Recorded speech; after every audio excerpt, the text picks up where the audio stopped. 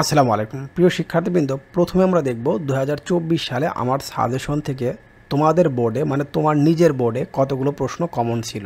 তো চলো সেটা আগে দেখি।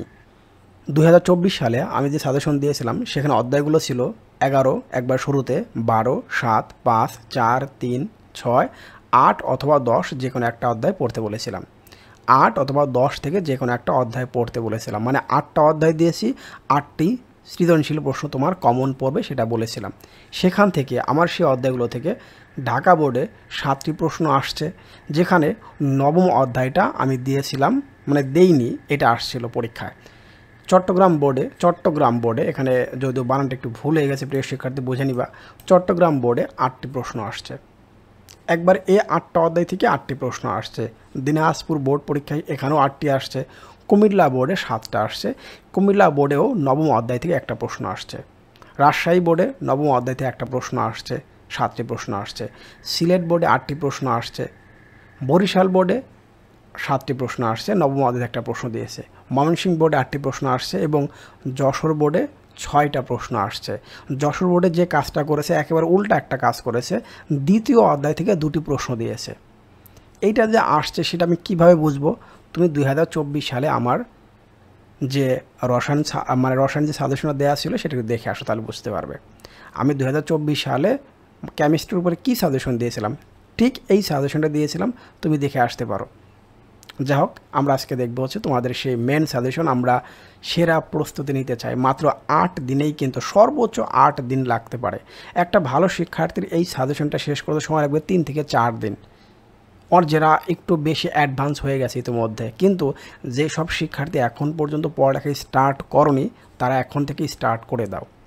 প্রতিদিন 7:30টার সময় আমার এই চ্যানেলটিতে তোমরা চেষ্টা করবে, মানে দেখার চেষ্টা করবে, একটা করে ভিডিও আপলোড করার চেষ্টা করব। আর হ্যাঁ, আমার তো একটা পেজ ওপেন করেছি তোমাদের জন্য, সেখানে তুমি জয়েন করতে পারো। সেটার লিঙ্কটা আমি ফার্স্ট কমেন্টে দিয়ে রাখলাম। সেখানেও কিন্তু আমি ভিডিও আপলোড করি, অনেক সময় তোমাদের গুরুত্বপূর্ণ পিডিএফগুলো হয়তো সেখানে শেয়ার করব। এবং আমার একটা প্রাইভেট এফবি গ্রুপ আছে, সেটাও তুমি জয়েন করতে পারো। সেটার লিঙ্কটাও ফার্স্ট কমেন্টে দিয়ে রাখলাম। তো চলো দেখি আমাদের 2025 সালের জন্য কী কী সাজেশন আমরা দেখব এই কেমিস্ট্রি সাবজেক্টটি থেকে।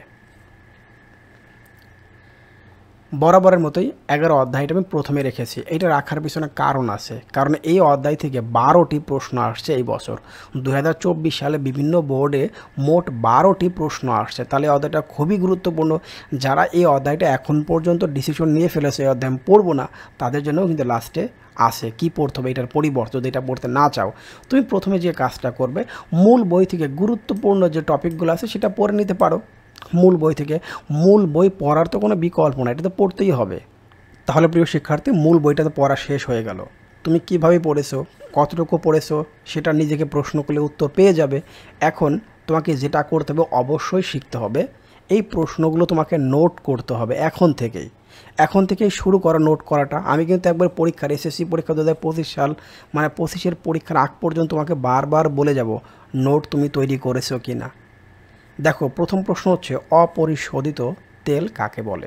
এইটা 1 নাম্বার প্রশ্ন, বেশি ইম্পর্টেন্ট চলতি বছরের জন্য। গ্যাস হোল কি? রেকটিফাইড স্পিরিট কাকে বলে?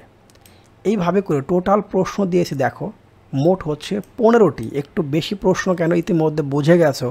15টি, 12টি বোর্ড, মানে 12টি প্রশ্ন আসছে এই অধ্যায় থেকে বিভিন্ন বোর্ড পরীক্ষায়, 12টি সর্বোচ্চ। তাহলে এখান থেকে 12টি বাদ দিলে থাকেই তার 3টা, মানে কথার কথা বলছি তোমাদের, একটু বুঝে নাও। এই জন্য এই অধ্যায় থেকে কয়ের জন্য প্রশ্ন হচ্ছে বেশি। তাহলে 15টি প্রশ্ন। তাহলে তুমি নিশ্চিত থাকতেছো আমি এখান থেকে 15টি পড়লে আমার অন্য কোশ্চেনগুলো শেখা লাগতেছে না। এবার আমি আসবো ক্ষয়ের জন্য। ক্ষয়ের জন্য প্রশ্ন দিয়েছি আমি এখানে 10টি, দেখতে পাচ্ছ। প্রোপিনকে দেখো অলিফিন বলা হয় কেন?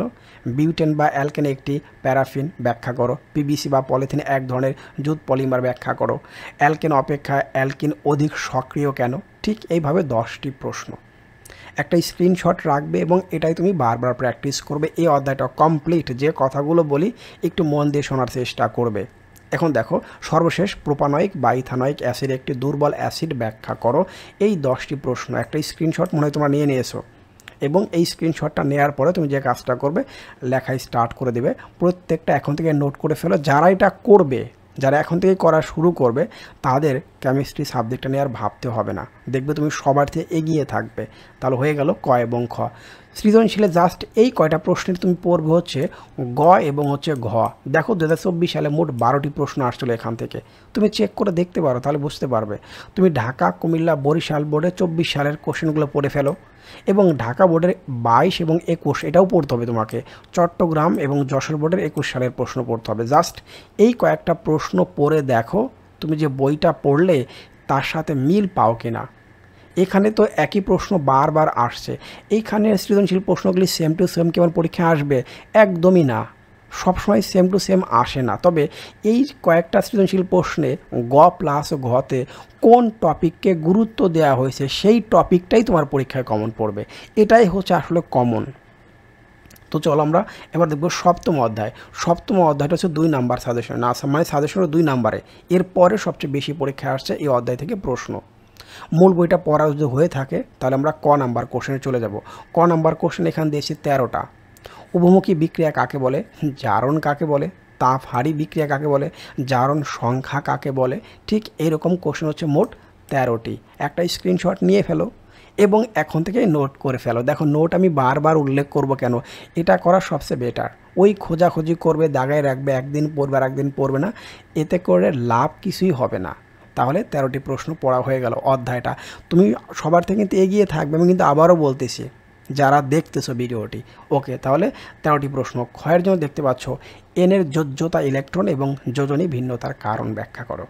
রাসায়নিক সাম্যাবস্থা একটি গতিময় ব্যবস্থা ব্যাখ্যা করো। পিঁপড়া বা মৌমাছি পোকার কামড়ের ক্ষতস্থানে কেন চুন প্রয়োগ করা হয়? জারণ সংখ্যা ও যোজনী একই বিষয় নয় ব্যাখ্যা করো। এবং নিচে আরও একটি প্রশ্ন আছে, মোট প্রশ্ন 12টি। পানি বিশ্লেষণ এবং পানি বিয়োজন মানে পানি যোজন বিক্রিয়া এক নয় কেন? এবং সর্বশেষ হচ্ছে দেখো এখানে Fe2+ মানে দুটো ইলেকট্রন যা হোক ত্যাগ করেছে, জারণ এবং বিজারণ হিসাবে কাজ করে ব্যাখ্যা করো। তাহলে দেখতে পাচ্ছ মানে আয়রন তাহলে 2+ জারণ এবং বিজারণ হিসাবে কাজ করে ব্যাখ্যা করো। ফেরাম সকল সংযোজন বিক্রিয়া সংশ্লেষণ বিক্রিয়া নয় ব্যাখ্যা করো। তাহলে মোট প্রশ্ন এখানে 12টি। এই 12টি প্রশ্ন পড়া স্টার্ট করে দাও। গ প্লাস গয়ের জন্য দেখো এখানে 24 সালে 9টি প্রশ্ন আসছে এই অধ্যায় থেকে। বোর্ড কিন্তু 8টিতে, মানে তোমার কোনো একটা বোর্ডে, সেটা তোমার বোর্ডে হতে পারে, কোনো একটা বোর্ডে ডাবল প্রশ্ন আসছে এই অধ্যায় থেকে, বুঝে নিতে হবে। রাজশাহী ময়মনসিংহ 24 সালের কোশ্চেনটা পড়ে ফেলো। কুমিল্লা দিনাজপুরে 23 সালের কোশ্চেনটা পড়ে ফেলো। বরিশাল বোর্ডে শুধু 22 সালের কোশ্চেনটা পড়ো। আর ঢাকা বোর্ডের 22, 23, 24 এই 3 বছরের প্রশ্ন পড়ে ফেলো। আর কিচ্ছু লাগবে না, টপিকগুলোর উপর অবশ্যই গুরুত্ব দিবে প্রিয় শিক্ষার্থী। হয়ে গেল 2টো অধ্যায় তোমার। ধরলাম 2 দিনে তুমি 2টো অধ্যায় শেষ করেছো, ফাইন, 2 দিনে 2টো অধ্যায় শেষ হয়ে গেছে। এবার আসি পঞ্চম অধ্যায় রাসায়নিক বন্ধন। মূল বইটা পড়ার পর আমি ক নাম্বারের কোশ্চেনটা যেটা পড়বো সেটা হচ্ছে এখানে 10টি প্রশ্ন। পারমাণবিক শ্বাস কাকে বলে? আয়নিক বন্ধন কাকে বলে?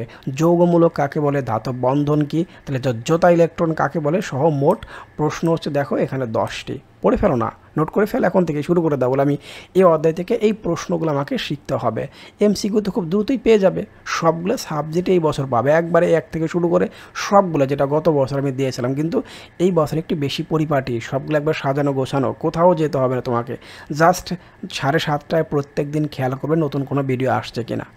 এর জন্য কি করতে হবে? চ্যানেলটি সাবস্ক্রাইব করে রাখতে হবে, লাইক এবং বন্ধুদের সাথে বেশি বেশি শেয়ার করতে হবে, তো সবার কাছে পৌঁছে দিতে হবে। তো এখন দেখি আমরা পরে যে কোশ্চেন, মানে ক্ষয়ের জন্য প্রশ্ন এখানে 12টি। জারণ সংখ্যা ও যোজনী এক নয় ব্যাখ্যা করো। নাইট্রোজেন, কার্বনের বা ফসফরাসের বা ক্লোরিনের যোজ্যতা ইলেকট্রন এবং যোজনী ভিন্ন কেন? একটা শিখলে বাকি সবগুলো অলমোস্ট লেখা যায়, এই জন্য সবগুলো নাম পাশাপাশি দিয়েছি। এখন নাইট্রোজেনের জন্য একটা দিলাম, কার্বনের জন্য একটা দিলাম, ফসফরাসের জন্য একটা দিলাম, তাহলে অনেকগুলো কোশ্চেন হয়ে যাবে। তো বুঝে নিতে হবে। তো মুক্ত জোড় এবং বন্ধন জোড় ইলেকট্রন বলতে কি বোঝো? ধাতু বিদ্যুৎ পরিবহন করে কেন? গ্রাফাইটকে ইলেকট্রনিক পরিবাহী বলা হয় কেন, মানে বলা হয় কেন? সালফার পরিবর্তনশীল যোজনী দেখায়, ব্যাখ্যা করো। টোটাল কোশ্চেন হচ্ছে 12টা।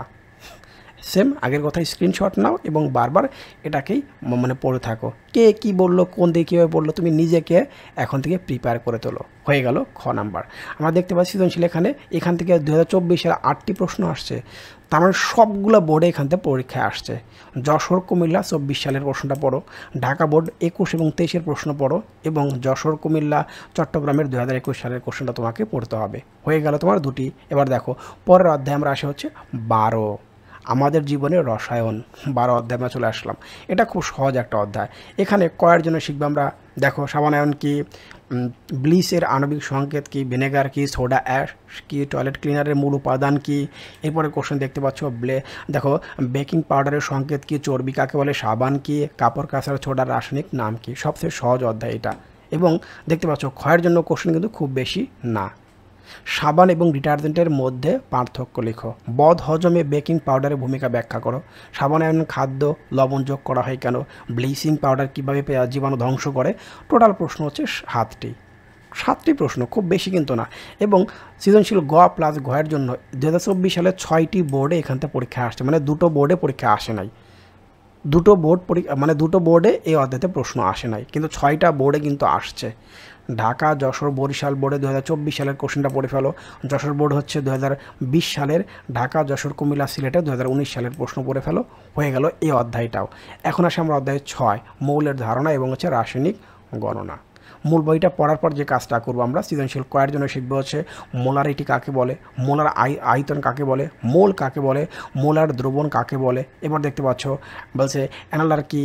এখন এইরকম প্রশ্ন হচ্ছে মোট 10টি। তুমি যে টিচারের কাছে এখন পড়তেছো না কেন, তুমি জাস্ট এই কোশ্চেনগুলোই তার কাছ থেকে বুঝে নাও।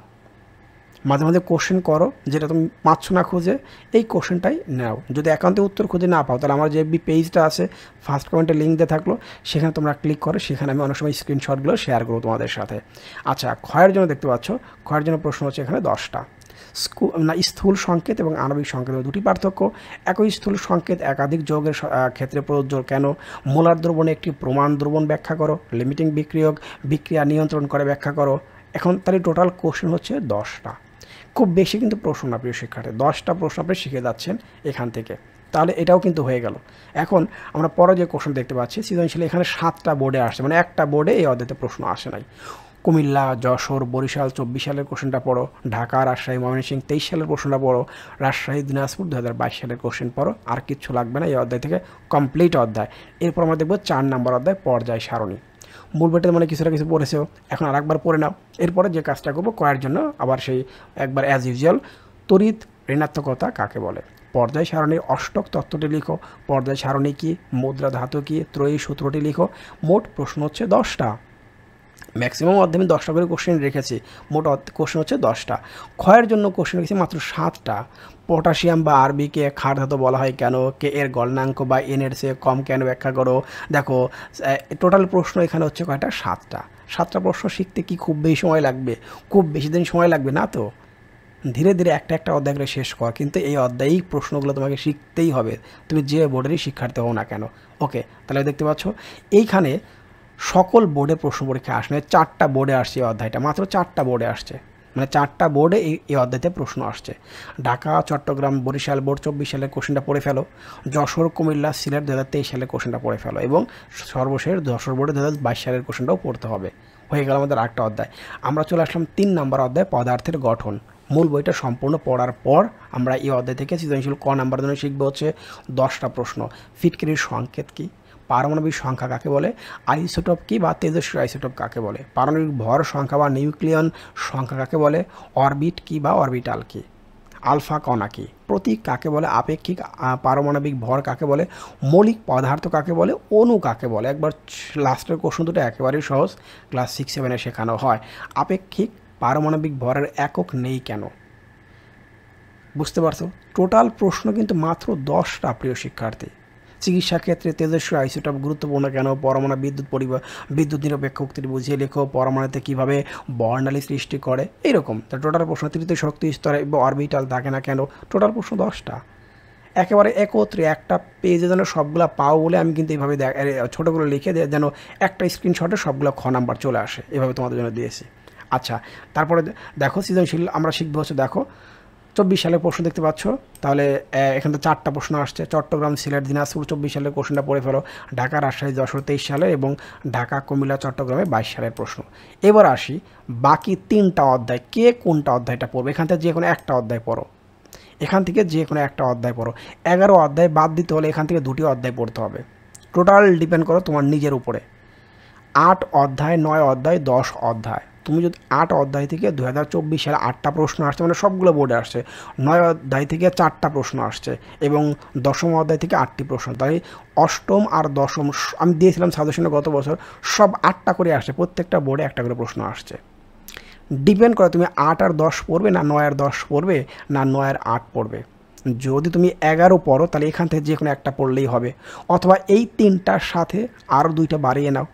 তার মানে আমি তোমাকে যে 8টা অধ্যায় দিলাম, এই 8টা অধ্যায় প্র্যাকটিস করলেই তুমি 8টা প্রশ্ন কমন পাবে, সেটার প্রমাণ তুমি দেখতে পেয়েছো।